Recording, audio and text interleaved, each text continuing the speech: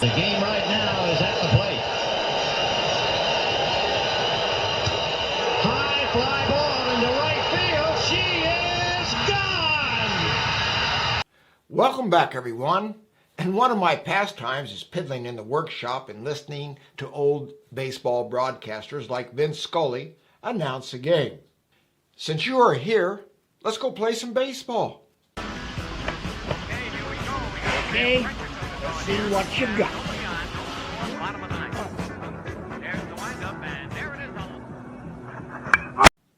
And that, my friends, is why you keep your eyes on the ball, both in the game and in life.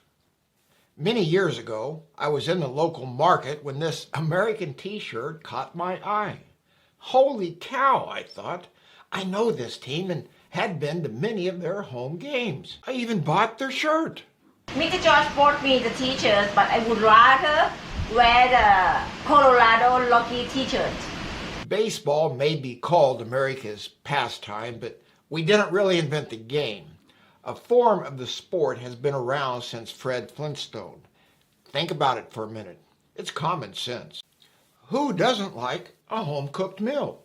Barney and Fred were just like us, but their main problem was the lack of grocery stores.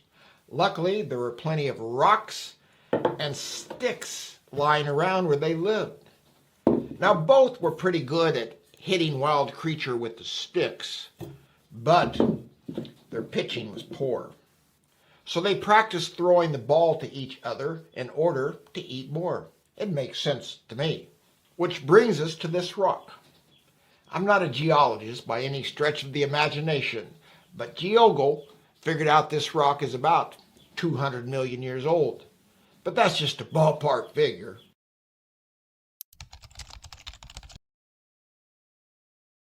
So it's possible that Fred and Barney used this very rock in order to have a barbecue. Mankind advances, and in the mid-1700s, this book for children was published in London.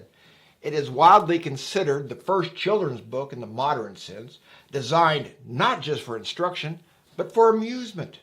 And it was a revolutionary idea at the time. And in this book, baseball was mentioned. However, the Brits call the game rounders.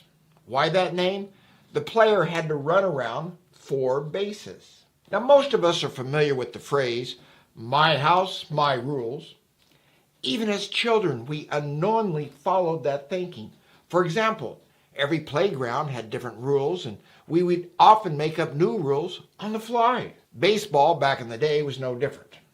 Some clubs played until one team scored 21 runs and the game was over. Other clubs allowed flat bats. Their park, their rules. Eventually, in the mid-1800s, the New York teams formed the National Association of Baseball Players, making all the rules the same and laying the groundwork for baseball as we know it today. Inside our Waterfall Museum is a small corner of some great reading material. The green folder contains some donated classic baseball game photos thanks to Tim Enos. He's an old high school friend of mine and a fellow baseball nut. For example, who is this batter? And that would be Mickey Mantle. Up next in baseball history is this young boy. He liked to play the game, but he never was very good.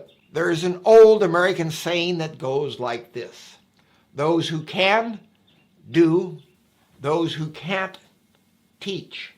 Throughout my teaching career, I have helped many youngsters learn how to play softball. It wasn't easy.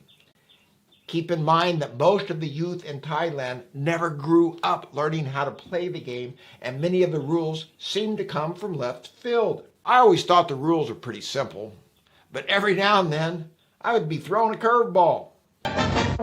Baseball, the great American game, the national pastime of millions, both young and old. Baseball is usually played in a ballpark, consisting of a grandstand, bleachers, fence, and a playing field or diamond, so named because of its diamond-like shape. The game is quite simple, as there are only 9 players to watch at one time. When the ball is hit, they change position quickly, thus. Here's the pitch. It's a hit to right field. The runner starts for first base. The right fielder goes for the ball. The pitcher covers first. Second baseman pulls off base. Shortstop covers the bag. Center backs up right field. The left field goes to center and vice versa. The runner tries to stretch the hit for 2 bases. Here's the throw from field. The runner is out or safe for either or neither or both. Simple, isn't it? But with a lot of practice, they eventually got all of their bases covered. And once they get into the swing of things, many of them can really make that ball sing. Speaking of music, this song was written in 1908 by these two guys. And the funny thing is, neither one of them had even attended a baseball game when they created it. It quickly became a vaudeville hit and was often featured in movie theaters during intermissions. Hey, take me out to the ball game. Take me out with the crowd. Buy me some peanuts and Cracker Jack. I don't care if I never get back. Let me root for the home team. If they don't win, it's a shame. 'Cause it's 1, 2, 3 strikes, you're out at the old ball game. Despite its popularity, it wasn't normally sung at actual baseball games until decades later. Its rise as a 7th inning stretch song was made popular by broadcasters like Harry Carey. Even the Hoovers love our pizza. Let me hear you. Good and loud. On 1, on 2, on 3. Take me out to the ball game. Take me out to the crowd. Buy me some peanuts and Cracker Jack. I don't care if I ever get back. Oh, it's root for the Cloudy. If they don't win, it's a shame. For it's 1, 2, 3 strikes, you're out at the old ball game. Boy, you never sang better in your life. You were singing along, weren't you?